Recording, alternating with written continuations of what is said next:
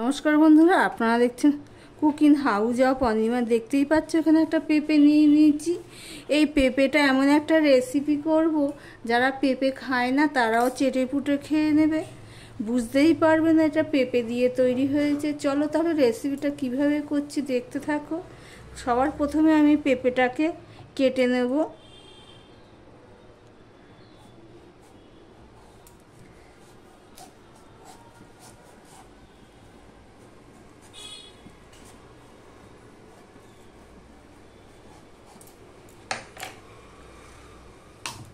দেখো পেঁপেটা খুব কচি পেঁপে, দানা টানা কিছুই হয়নি। এবার এটাকে আমি পিস পিস করে নেবো, এরকম সরু সরু করে।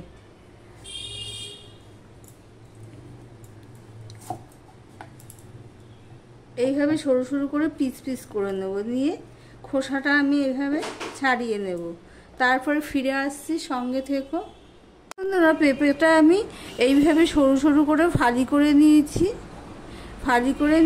সম্পূর্ণ পেঁপেটা আমি দিইনি, আমাদের যতটুকু প্রয়োজন হবে ততটুকু দিয়েছি। এতটুকু পেঁপে আমি রেখে দিয়েছি। এবারে একটা গ্রেটারের সাহায্যে আমি এগুলোকে গ্রেট করে নেব। তার জন্য একটা গ্রেটার নিয়ে নিয়েছি, এই দিকটা দিয়ে আমি গ্রেট করে নেব। আমার ভিডিওটি দেখার শুরুতেই একটা লাইক করে দিও। আর এইভাবে যদি পেঁপে করা যায় বন্ধুরা, যারা পেঁপে খায় না তারাও খেয়ে নেবে, বুঝতেই পারবে না পেঁপেটা কিভাবে করছি। দেখতে থাকো বন্ধুরা কিভাবে। এইভাবে আমি গ্রেটারের সাহায্যে পেঁপেটা আমি গ্রেট করে, দেখো ঠিক এইভাবে একদম সরু সরু করে আমি কেটে নিচ্ছি। একটা কড়াই বসিয়ে দিচ্ছি, গ্যাসটা অন করে অল্প একটুখানি আমি জল দিয়ে দিলাম। এবারে এর মধ্যে দিয়ে দিচ্ছি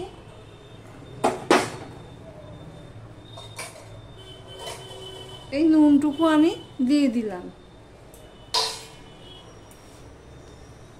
এবারে যে দেখো পেঁপেগুলো সমস্তটা আমি গ্রেট করে নিয়েছি, সেটা আমি দিয়ে দেবো। দিয়ে এটাকে আমি সিদ্ধ করে নেব নুন জলের মধ্যে।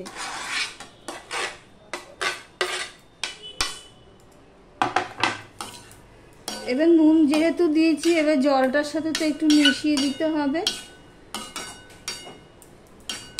আমি মিডিয়ামে দিয়ে 5 মিনিটের মতন আমি ঢাকা দিয়ে সিদ্ধ করে নেব।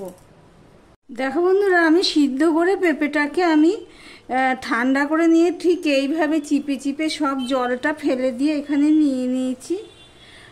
সাথে নিয়ে নিয়েছি দুটো আলু। দেখো বন্ধুরা কতটা জল বেরিয়েছে।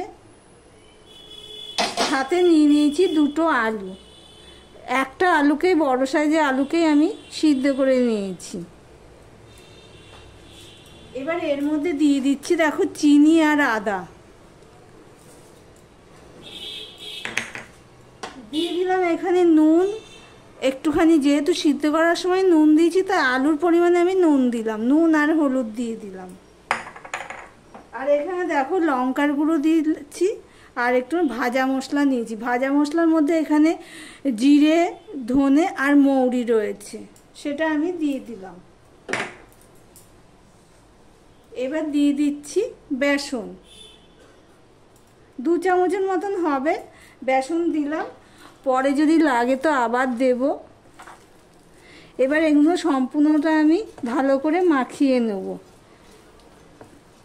তোমরা পেঁপেটা আলুটা একসাথে সিদ্ধ করে নিয়েও মাখাতে পারো, কিন্তু আমি এইভাবে করলাম। এতে কি হবে, পেঁপে দেখবা সবসময় সিদ্ধ হলেও একটুখানি শক্ত শক্ত থাকে, টুকরো টুকরো শক্ত থাকে। সেই জন্যই আমি গ্রেট করে নিয়েই আমি করে নিয়েছি এইভাবে। আর আলুটা তো একটা বাটিতে বসিয়ে সিদ্ধ করে নিয়েছি, পাতলা পাতলা করে কেটে নিয়ে।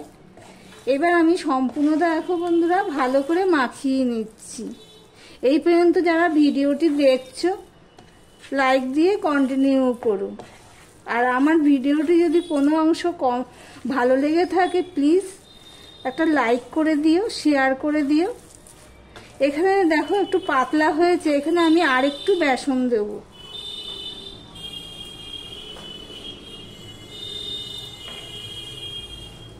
দিয়ে সম্পূর্ণটা দেখো আমি ভালো করে মাখিয়ে নিচ্ছি।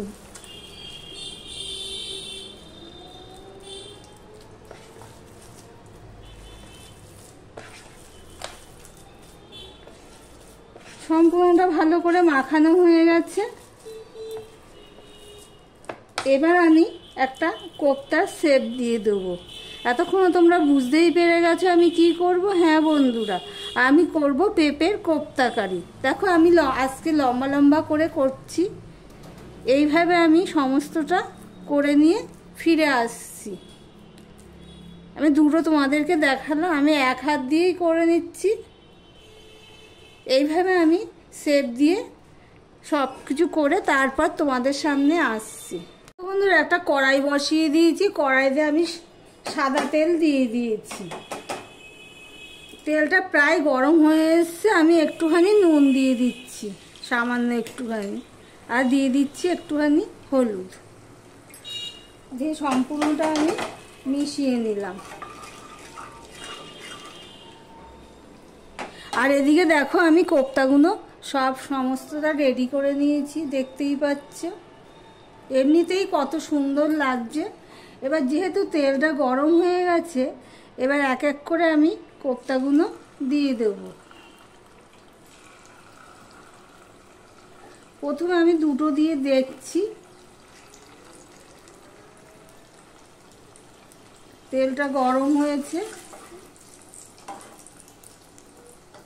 এবারে আমি দিয়ে দিচ্ছি। যে কটা ধরে সেই কটা আমি দিয়ে দেব।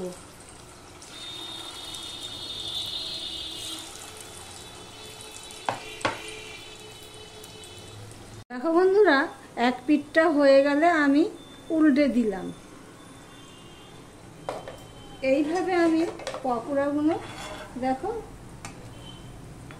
পকোড়া তো না, কোপ্তাগুলো আমি ভেজে নেব। এটা না এমনি শুধু শুধু স্ন্যাক্স হিসাবেও খাওয়া যাবে, আবার এটাকে কারি করেও খাওয়া যাবে। যেগুলো হয়ে গেছে সেগুলো আমি তুলে নিচ্ছি। এই একইভাবে সমস্ত কোপ্তাগুলো করে নিয়ে ফিরে আসছি, সঙ্গে থেকো। দেখো বন্ধুরা, আমি তেলটা না কিছুটা কমিয়ে নিয়েছি। তেলটা তো ডুবো তেলে ভেজেছি, তো সেই জন্য তেলটা লাগবে না, সেই জন্য আমি তুলে নিয়েছি। তুলে নিয়ে আমি একটা শুকনো লঙ্কা ফোড়নে দিয়ে দিলাম, একটা তেজপাতা ফোড়নে দিয়ে দিলাম, আর এখানে গোটা গরম মশলা নিয়ে নিয়েছি। গোটা গরম মশলার মধ্যে 3টে এলাচ নিয়েছি, চিড়ে নিয়েছি, 3 টুকরো নিচে, আর 3টে লবঙ্গ নিয়ে নিয়েছি, দারচিনি লবঙ্গ। এগুলো আমি এবার ফোড়নে হতে দেবো। আর তোমাদেরকে দেখাচ্ছি কোপ্তাগুলো আমি ভেজে নিয়েছি, যে সম্পূর্ণ নিরামিষ কিন্তু বন্ধুরা, একদম পেঁয়াজ রসুন ছাড়া একটা রেসিপি। দেখো বন্ধুরা, কোপ্তাগুলো এইভাবে আমি ভেজে নিয়েছি, দেখতেই পাচ্ছ। ওদিকে দেখো ফোড়নটা হয়ে গেছে। ফোড়নটা হয়ে গেলে আমি এখানে দিয়ে দিচ্ছি টমেটো আর আদা পেস্ট। আমি এখানে কিন্তু জিরে কোনো কিছুই ফোড়নে দেবো না, টমেটো আর আদাটা আমি দিয়ে দিলাম। আমি সব কিছুতেই অল্প অল্প করে, যেহেতু নুন দিয়েছি, আমি 1 চিমটি নুন দিয়ে দিলাম। দিয়ে এটা ভালো করে আমি হতে দেবো, যতক্ষণ না টমেটোটা নরম হচ্ছে আর আদার কাঁচা গন্ধ যাচ্ছে, ততক্ষণ পর্যন্ত আমি এটা হতে দেবো। টমেটোটা নরম হয়ে গেছে, দেখতেই পাচ্ছ। আমি খুন্তি দিয়ে এরকম একটুখানি ভেঙে ভেঙে দিয়েছি।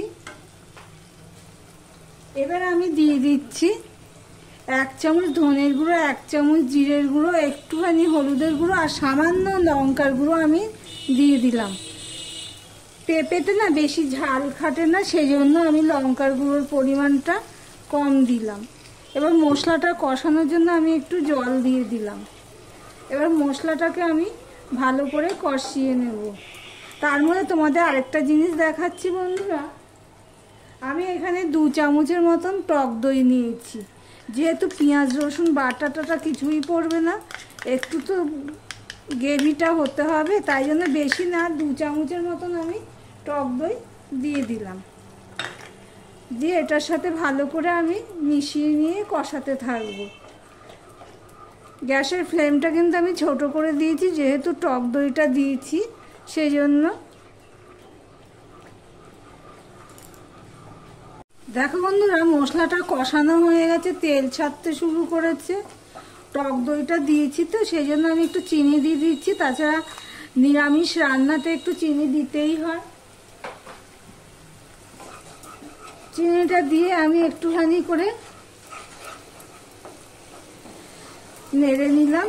এবার টক দইয়ের বাটিটা ধুয়ে আমি জল দিয়ে দিলাম, আর একটুখানি আমি জল দিয়ে দেবো।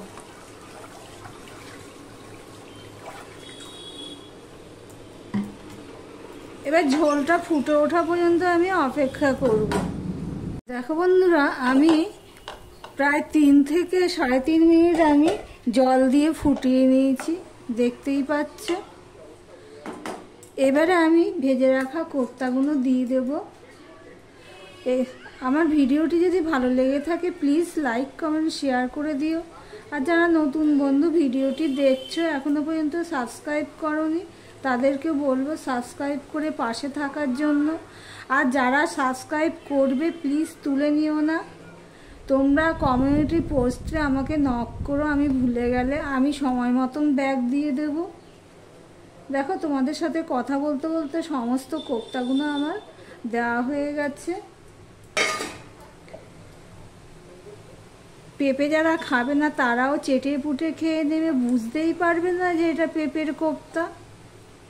এবার আমি মিডিয়ামে দিয়ে, আর কিন্তু আমি ঢাকা দেব না, মিডিয়ামে দিয়ে আমি ফুটিয়ে নেব। আমি এখানে একটুখানি লঙ্কাটা কম হয়েছে, ভয়ে ভয়ে লঙ্কা দিয়ে আর কি, কোপ্তায় না বেশি ঝাল হলে ভালো লাগে না, সেই জন্য আমি সামান্য গুঁড়ো লঙ্কা দিয়েছি। গুঁড়ো লঙ্কার পরিমাণটা যদি আরেকটু বেশি দিতাম তাহলে কিন্তু কালারটা আরেকটু সুন্দর হতো। এগুলো দিয়ে প্রায় আমি 2 মিনিটের মতন ফুটিয়ে নিয়েছি। আর নুন ঝালটা আমি টেস্ট করে নিয়েছি, ঠিকই আছে। এবার দিয়ে দিচ্ছি ঘি 1 চামচের মতো,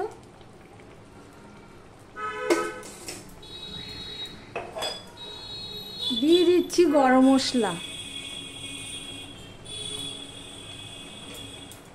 এবার আমি এইভাবে নেড়ে দিচ্ছি, কেননা যদি খুন্তি দিয়ে বেশি ঘাটাঘুটি হতে যায় কোপ্তাগুলো যদি ভেঙে যায় সেই জন্য, যদিও ভাঙবে না। এবার আমি গ্যাসটা অফ করে দিয়ে স্ট্যান্ডিং টাইমে রেখে দিচ্ছি, তারপর তোমাদের সার্ভ করে দেখাবো। যারা পেঁপে খায় না তারাও চেটে পুটে খেয়ে নেবে, এতটাই ভালো হয়েছে বন্ধুরা পেঁপের কোপ্তা কারি। দেখছো প্রতিটা কোপ্তা কিন্তু ভাঙেনি, আমি কিন্তু মিডিয়ামে দিয়েই ভেজেছি, পুরো ভিতরটুকু দিয়ে উপরটুকু দিয়ে পুরো ভাজা হয়ে গেছে। তাহলে ভিডিওটি আজকের মতন এখানেই শেষ করলাম, আবার অন্য কোনো সুন্দর সুন্দর রেসিপি নিয়ে চলে আসবো। বন্ধুরা সঙ্গে থেকো।